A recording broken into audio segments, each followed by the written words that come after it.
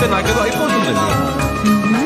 వర్షం వచ్చేలా ఉందండి, రండి త్వరగా రండి. నేచర్ అంటే ఇష్టం, వర్షం వస్తే పరిగెడుతున్నా. వర్షం అంటే ఇష్టం లేదా?